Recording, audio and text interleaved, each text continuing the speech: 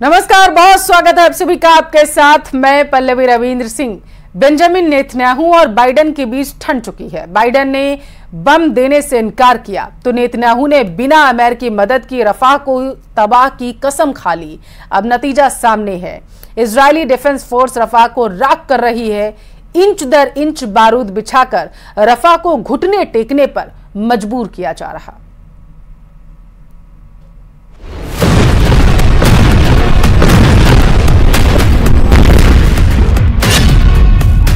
Biden के बम के बिना, अमेरिका के विरोध के बावजूद, पश्चिमी देशों की धमकियां अनसुनी करके इजरायल का रफा पर घनघोर हमला जारी। रफा को राख कर देंगे नेतन्याहू। पिक्चर बिल्कुल क्लियर है। इजरायल को किसी की परवाह नहीं, उसका टारगेट सेट है। हमास के आखिरी आतंकी को खत्म करने तक इजरायल नहीं रोकने वाला। बीच में चाहे 14 लाख की आबादी वाला रफा का इलाका है, चाहे बाइडेन के हथियारों की खेप रोक देने की धमकी आए, इजरायली डिफेंस फोर्स रुकने वाली नहीं है। नतीजा सामने है, रफा जल रहा है। इजरायली सेना ने रफा को रसद पानी पहुंचाने वाली आखिरी लाइन पर भी कब्जा कर लिया है। रफा सिसक रहा है, सुबक रहा है। इजरायली फोर्स लाश पर लाश बिछा रही है। 3 पॉइंट में समझते हैं कि बाइडेन के विरोध के बावजूद नेतन्याहू रफा पर हमले क्यों कर रहे हैं। पहला, इजराइल का कहना है कि रफा में हमास के 3 ब्रिगेड एक्टिव हैं। दूसरा, गाजा के दक्षिण में रफा से हमास के आतंकी फुल ऑन एक्टिव हैं। तीसरा, रफा के रास्ते गाजा को हथियार सप्लाई हो रहे हैं। הרצועה, במרחב מזרח רפיח, כוחות אוגדה 162 ממשיכים בלחימה נגד יעדי טרור והברחת אמצעי לחימה במרחב מזרח רפיח. הפעילות הזאת תומכת את המודיעין שהיה בידינו. חמאס השתמש במרחב מעבר רפיח לטרור. מצאנו במרחב מספר פירי מנהרות טרור שאנחנו חוקרים אותם וסורקים אותם בשעה. मतलब साफ है कि रफा पर कब्जा किए बिना गाजा का समूल नाश नहीं किया जा सकता। लिहाजा कोई टोके, कोई रोके, इजरायल रफा पर हमला करने से चूकने वाला नहीं है। अमेरिकी कोशिश है कि नेतन्याहू रफा को निशाना नहीं बनाए, क्योंकि वहां बड़े पैमाने पर हमले में सिविलियन की मौत हो सकती है। लेकिन क्या सिर्फ यही वजह है कि बाइडेन इजरायल को मदद करने के कदम अब पीछे खींच रहे हैं? As you all know, obviously last night the president outlined what has been our policy on Rafah, that his support for Israel's defense is ironclad, and Israel has every right to go after Hamas and those responsible for October 7th massacres. What we do not support is a major ground operation in Rafah, a city now sheltering over 1 million people, since we believe there are better alternative ways to go after Hamas.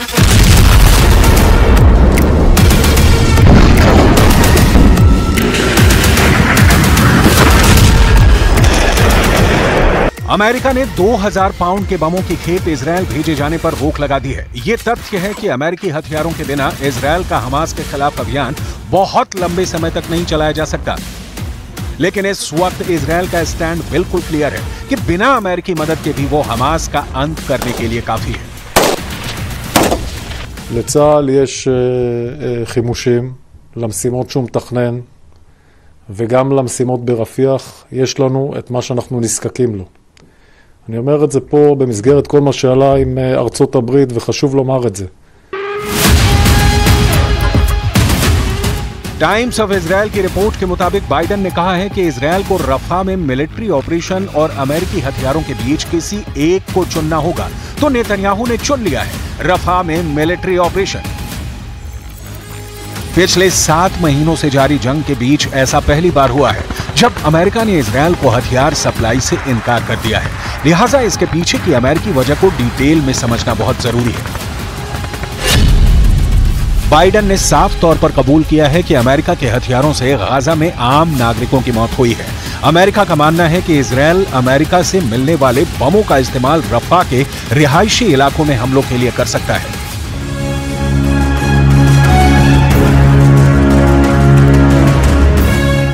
लेकिन Israel को हथियार देना बंद करने के पीछे सिर्फ रफा में होने वाली मौतों की आशंका नहीं है। पिछले कुछ समय से इजरायल को मदद देने पर प्रेसिडेंट बाइडन को आलोचनाओं का सामना करना पड़ रहा है। अमेरिकी यूनिवर्सिटीज में फिलिस्तीन के समर्थन में लगातार प्रदर्शन हो रहे हैं। कई अमेरिकी सांसद भी इजरायल को भेजी जाने वाली मदद पर सवाल उठा चुके हैं। जाहिर है बाइडन का यह एक्शन मजबूरी में उठाया गया कदम है। यह ध्यान देने वाली बात है कि बाइडन ने नेतन्याहू को बम देना बंद किया है। अमेरिका ये अब भी कह रहा है कि इजरायल की सुरक्षा की जिम्मेदारी से वो पीछे नहीं हट रहा। यानी अमेरिका नेतन्याहू के सिर्फ रफा में मिलिट्री ऑपरेशन के खिलाफ है, ना कि हमास के अंत से उसे परेशानी है। अब सवाल उठता है कि रफा के जिन लोगों को अमेरिका मासूम मानता है, इजरायली हमले में जिनके मारे जाने की आशंका है, उन्हें मरने से कौन बचाएगा? रफा को फिलहाल कोई बचाने वाला नहीं दिख रहा। यह दीगर बात है कि रफा के लोगों के लिए अंतर्राष्ट्रीय मदद के दरवाजे खुले हुए हैं। कई पश्चिमी देशों, जिसमें अमेरिका भी शामिल है, वहां से रफा को राशन पानी भेजा जा रहा है। लेकिन इस बीच रफा की जमीन जल रही है। इजरायली डिफेंस फोर्स के बारूद से रफा लहूलुहान है। अब तक 1 लाख से ज्यादा लोग पलायन के लिए मजबूर हुए हैं। 7 अप्रैल से अब तक कम से कम 50 लोगों की रोजाना मौत हो रही है। रफा में मौत और जख्मों की रिपोर्ट सिर्फ चौंकाती नहीं है, डराती भी है। अमेरिका की दलील है कि नेतन्याहू ने अब तक रिहायशी इलाकों में हमले नहीं किए हैं। लेकिन दूसरी ओर मौतों का आंकड़ा बता रहा है कि इजरायली डिफेंस फोर्स के सामने जो भी आ रहा है नेस्तनाबूद हो रहा है। जयपुर से बड़ी खबर है, आप तक पहुंचाएंगे, जहां पर मोहना इलाके से 4 युवकों का अपहरण किया गया। ऐसी जानकारी है। बताया जा रहा है कि पत्रकार कॉलोनी में टी पॉइंट पर इस वारदात को अंजाम दिया गया है। हरियाणा नंबर की गाड़ी से बदमाश आए थे और युवकों का अपहरण कर ले गए। 2 गाड़ियों में सवार बदमाशों ने 4 युवकों का अपहरण किया, ऐसी जानकारी है। सूचना मिलते ही पुलिस मौके पर पहुंच चुकी है। इलाके में नाकेबंदी की गई है और इसी के साथ आरोपियों की तलाश की जा रही है। बताया जा रहा है कि नाकेबंदी करवाकर बस्सी के पास बास खो में 4 युवकों को पटककर युवक जो आरोपी थे वो भाग गए हैं। रुपयों को लेकर लेन देन विवाद में अपहरण करने की जानकारी सामने निकल कर आ पाई है। बताया जा रहा है कि बदमाशों की तलाश में पुलिस जुटी हुई है, क्योंकि बदमाश युवकों को छोड़कर फरार हो गए। कुछ दूर जाने के बाद बदमाशों ने जिन युवकों का अपहरण किया था उन्हें वहां पर छोड़ दिया।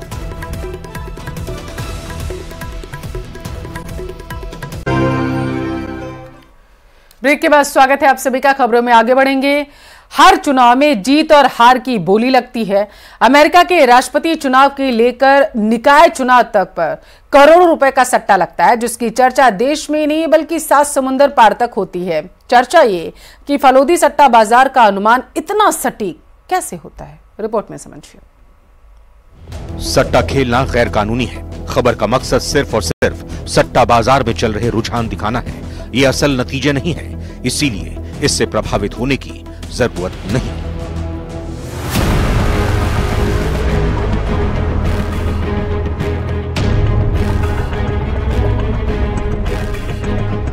लोकसभा चुनाव की सरगर्मियां काफी बढ़ी हुई हैं। जलती चुभती गर्मी में भी दिग्गज जमकर प्रचार कर रहे हैं। बयान से सियासी पारा बढ़ा रहे हैं। एक ओर जहां राजनेता चौथे चरण के लिए जमकर पसीना बहा रहे हैं, वहीं एनडीए और इंडिया गठबंधन दोनों बढ़ चढ़कर अपनी अपनी जीत के दावे कर रहे हैं। हर कोई जेन्युइनली जानना चाहता है कि कौन सा दल मजबूत है और किस पार्टी को कितनी सीटें आ रही हैं। देश भर का सट्टा बाजार अपने अपने समीकरण बता रहा है। इस बीच राजस्थान के एक शहर की भी चर्चा चारों ओर हो रही है।